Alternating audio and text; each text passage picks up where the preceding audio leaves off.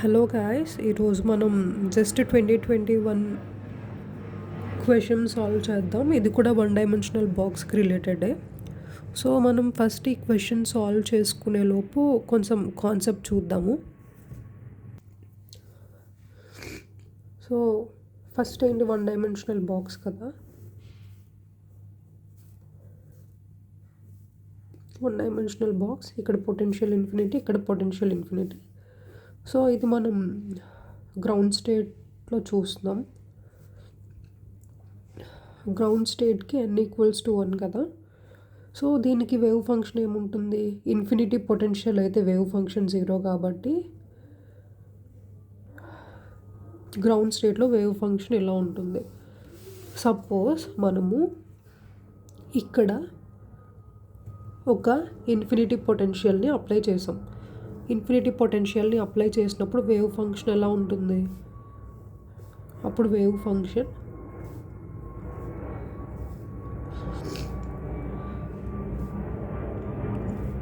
ఇలా ఉంటుందన్నమాట. సో ఇక్కడ దీన్ని బట్టి ఏమవుతుంది, పొటెన్షియల్ ఇన్ఫినిటీ ఉంటే వేవ్ ఫంక్షన్ 0.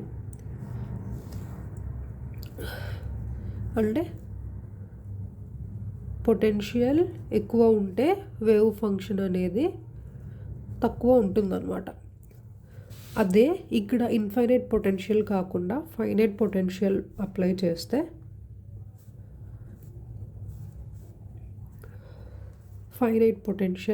చేస్తే అప్పుడు వేవ్ ఫంక్షన్ ఎలా ఉంటుంది, వేవ్ ఫంక్షన్ ఇలా ఉంటుందన్నమాట. అదే అంటే ఇప్పుడు ఏంటి, పొటెన్షియల్ ఎక్కువ ఉంటే ఇక్కడ వేవ్ పీక్ ఉంది కదా, ఈ వేవ్ ఫంక్షన్ యొక్క పీక్ తక్కువ ఉంటుందన్నమాట. సో ఇక్కడ చూసారు కదా, ఫైనైట్ పొటెన్షియల్ అప్లై చేసినప్పుడు ఇక్కడ వేవ్ ఫంక్షన్ పీక్ కొంచెం పెరిగింది. ఇక్కడతో కంపేర్ చేస్తే ఇక్కడ వేవ్ ఫంక్షన్ పీక్ అనేది పెరిగింది. అదే మనం ఇన్ఫైనైట్ పొటెన్షియల్ అప్లై చేసామంటే ఇక్కడ పీక్ మొత్తానికి 0 అయిపోయింది అనమాట. సో పొటెన్షియల్ ఎక్కువ ఉంటే వేవ్ ఫంక్షన్ యొక్క పీక్ తక్కువ ఉంటుంది. సో ఇప్పుడు మళ్ళీ మనం క్వశ్చన్ దగ్గరికి వెళ్దాం.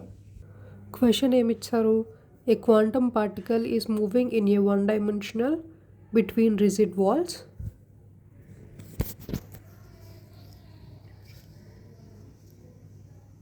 Between rigid walls x=-L and x=L under the influence of a potential. See figure. The potential has the uniform value V0 between -a less than x less than a and is 0 otherwise.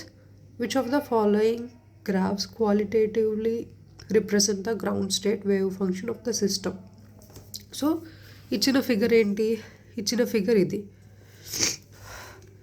ఏమిచ్చారు, next quantum particle అనేది -L నుంచి L మధ్యలో move అవుతుంది.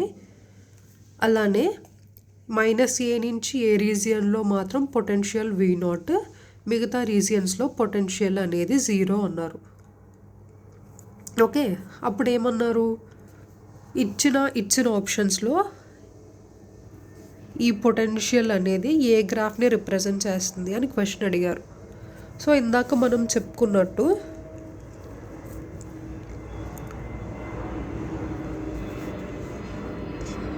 Potential